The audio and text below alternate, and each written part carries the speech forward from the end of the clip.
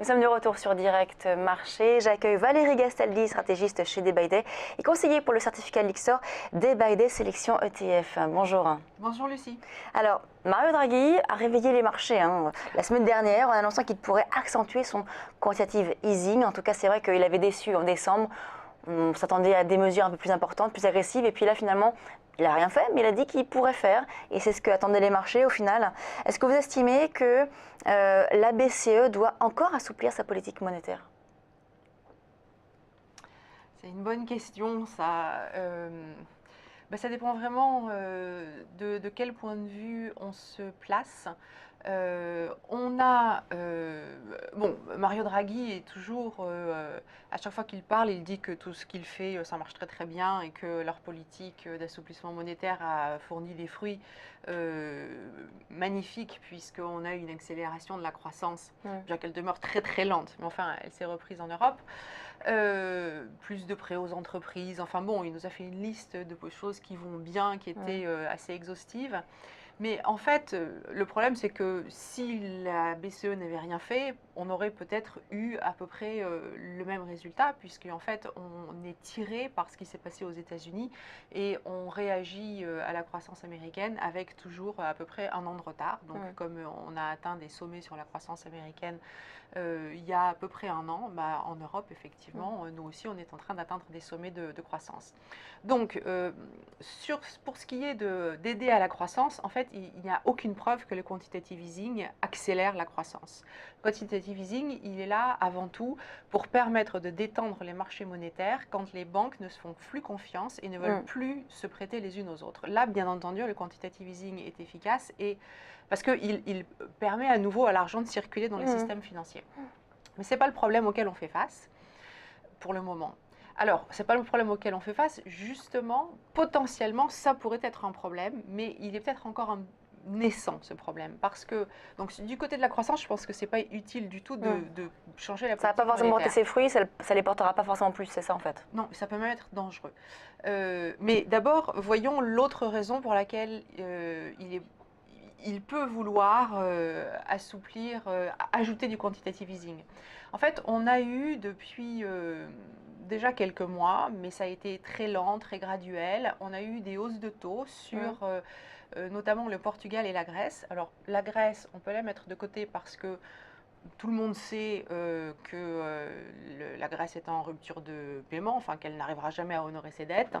Et on attend simplement, on va régler les choses le plus lentement possible parce que personne ne veut forcer la Grèce à sortir de l'Europe. Donc c'est un problème politique. Financièrement, ce n'est pas très important.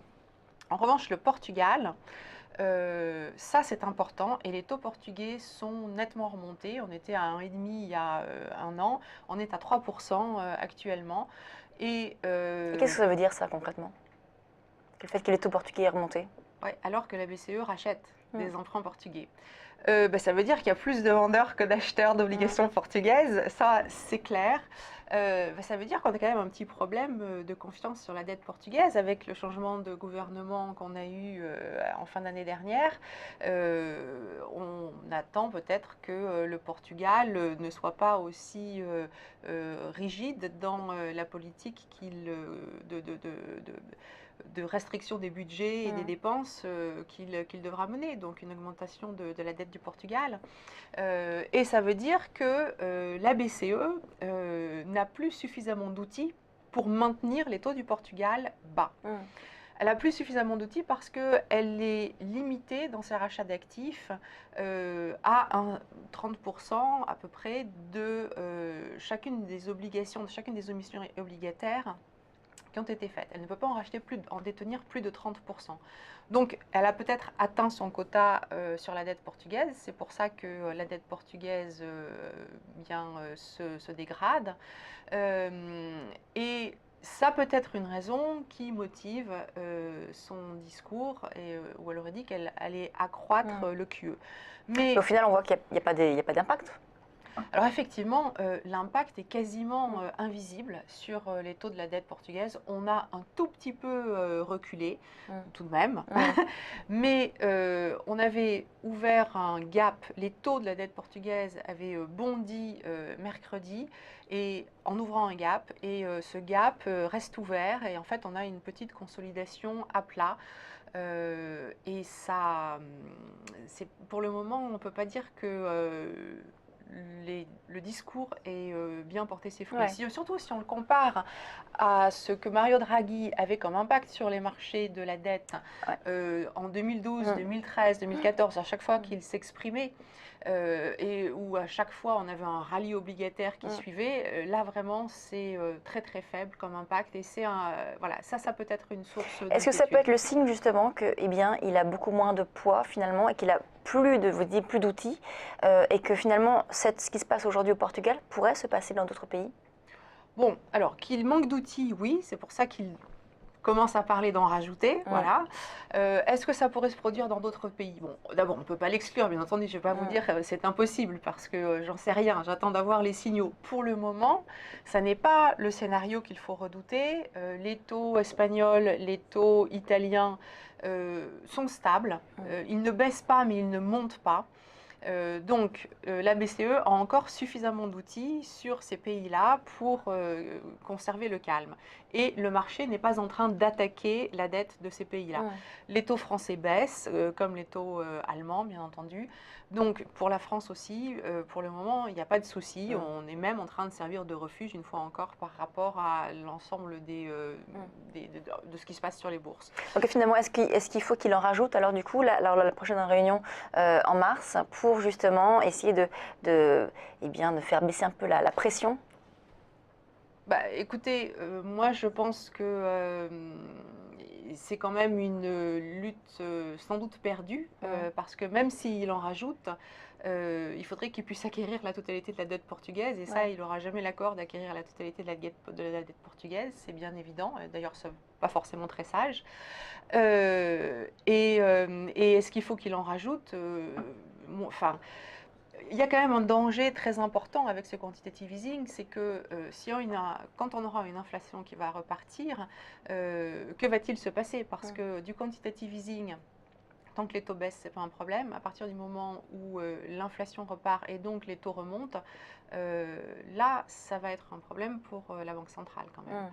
Donc, plus il fait de quantitative easing, et plus ça va être difficile d'arrêter de faire du quantitative easing, et ça pourrait induire des comportements de méfiance des opérateurs à partir du moment où les anticipations de l'inflation reviendront. Donc, c'est aussi à double tranchant. Il vaudrait mieux qu'on ait un statu quo finalement là, lors de la prochaine réunion de la BCE selon vous? Je pense qu'il vaudrait mieux qu'on ait un statu quo, oui. Du côté de l'allocation, en tant que conseiller pour le certificat Lyxor des bails des sélections ETF, on a parlé donc des taux portugais, on a parlé donc de ces marchés européens. Qu'est-ce que vous recommandez, vous, en termes d'allocation? En termes d'allocation, on a beaucoup de cash. On a 35% de cash, je crois. Et puis, on a des obligations, mais des obligations beaucoup plus diversifiées, c'est-à-dire avant tout de l'Allemagne, de la France, de l'Italie, c'est-à-dire les gros émetteurs obligataires européens, sur des échéances relativement longues, sur du 10-15 ans, vous voyez, sur la partie la plus longue de la courbe. C'est pas qu'on soit très baissier sur les taux, c'est pas à cause du quantitative easing, c'est parce qu'en fait, quand on est dans une période comme aujourd'hui de tension sur les marchés actions, eh bien, en général, les gens trouvent refuge sur les marchés de taux. Donc c'est une protection, mais on en a que 13%.